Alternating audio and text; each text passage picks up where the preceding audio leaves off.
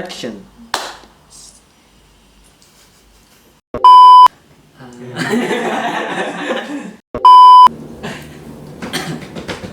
Assalamualaikum warahmatullahi wabarakatuh. Selamat siang, pagi, sore teman-teman. Itu kaki siapa nggak tahu itu. Semoga semua sehat, terhindar dari corona. Amin. Kok mukul ini. Hari ini saya akan membahas materi struktur sistem operasi. Yang pertama itu struktur sistem operasi itu terbagi 7. Yang pertama struktur sederhana, sistem berlapis. Hari ini saya akan membahas materi struktur sistem operasi. Di mana struktur sistem operasi itu terbagi dari 7 bagian. Yang pertama struktur sederhana, sistem berlapis, kernel mikro, modular, mesin maya, client server model, dan OOP. Baik, yang pertama saya akan membahas struktur sederhana. Yang mana struktur sederhana itu kumpulan prosedur di mana prosedur dapat saling dipanggil oleh prosedur lainnya bila sistem itu diperlukan. Yang mana di struktur sederhana ini terdapat kelebihan dan kekurangan. Yang mana kelebihannya itu layanan dapat dilakukan sangat cepat karena terdapat di satu ruang alamat. Dan kekurangannya tidak fleksibel, sulit dalam menyediakan fasilitas keamanan. Baik, yang kedua sistem berlapis. Sistem berlapis itu dibentuk secara hierarki berdasarkan lapisan-lapisan, di mana lapisan-lapisan bawah memberi layanan lapisan lebih atas. Lapisan yang paling bawah adalah perangkat, biasanya itu perangkat keras, di mana di sistem berlapis ini dibagi dari beberapa level.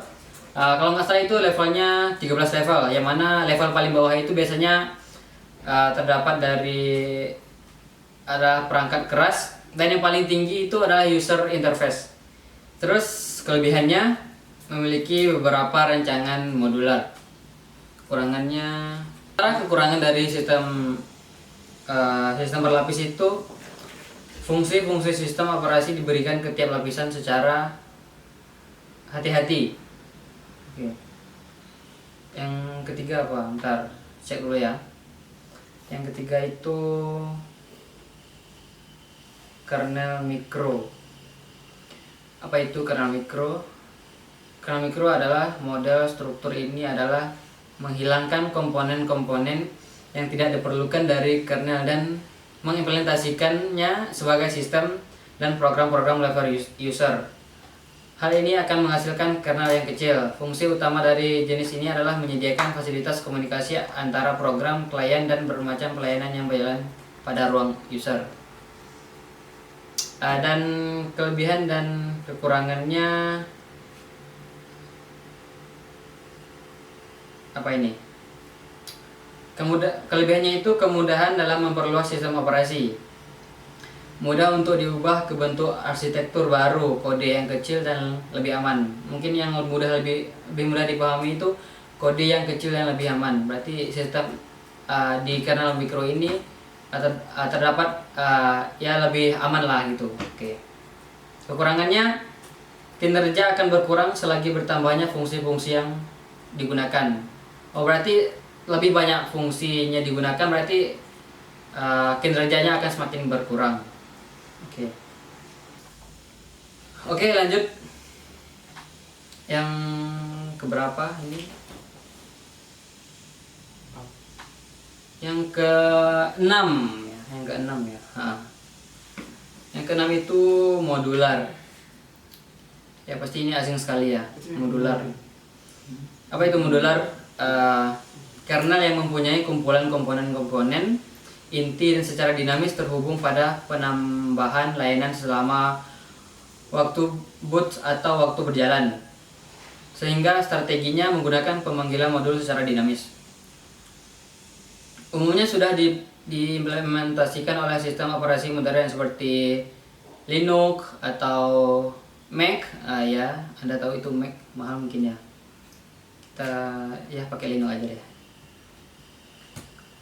Oke, lanjut ke dimana di modular tadi itu sistemnya strukturnya menggunakan teknik yang berlapis, dan satu lapis diantaranya menggunakan microkernel.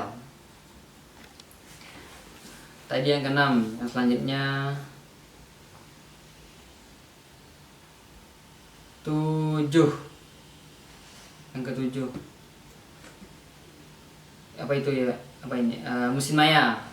Mesin maya. Ini bukan dunia maya ya, mesin maya. Mesin maya mempunyai sistem time sharing yang berfungsi untuk menyediakan kemampuan untuk multi programming dan perluasan mesin dengan antarmuka yang lebih mudah. Kelebihannya itu konsep mesin virtual menyediakan proteksi yang lengkap untuk sumber daya sistem, sehingga masing-masing mesin virtual dipisahkan mesin virtual yang lain. Terus kekurangannya, konsep mesin virtual sangat sulit untuk mengimplementasikan kebutuhan dan duplikasi yang tepat pada mesin yang sebenarnya. Baik, yang tadi 7. Sekarang yang ke-8. Yang ke-8 itu client server model. Oke, apa itu client server model? Client server model itu adalah mengimplementasikan sebagian besar fungsi sistem operasi pada mode pengguna. Sistem operasi merupakan kumpulan proses dengan proses-proses dikategorikan sebagai server dan klien, yaitu server adalah proses yang menyediakan layanan. Klien adalah proses yang memerlukan atau meminta layanan. Oke. Kelebihan dan kekurangannya. Kelebihannya, pengembangan dapat dilakukan secara modular, mudah diadaptasi untuk sistem tersebar. Kekurangan client server model, layanan dilakukan lambat karena harus melalui pertukaran pesan. Oke, apa ini? Pertukaran pesan dapat menjadi bottleneck. Tidak semua tugas dapat dijalankan di tingkat pemakai. Baik, selanjutnya yang OOP. OOP itu sistem operasi merealisasikan layanan sebagai kumpulan proses dibuat sistem operasi bermodel proses. Pendekatan lain implementasi layanan adalah sebagai objek-objek. Sistem operasi yang distrukturkan menggunakan objek disebut sebagai sistem operasi berorientasi objek. Pendekatan ini dimaksud untuk mengadopsi keunggulan teknologi berorientasi objek. Sementara itu,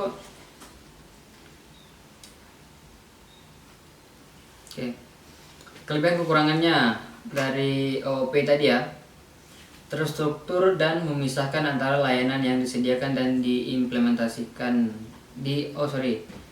terstruktur dan memisahkan antara layanan yang disediakan dan diimplementasinya. Kekurangannya, sistem operasi MS Windows telah mengadopsi beberapa teknologi berorientasi objek tetapi belum keseluruhan. Baik, itulah penjelasan dari saya. Mungkin banyak kurangnya. Sekian, terima kasih. Semoga sehat selalu. Merdeka. Assalamualaikum.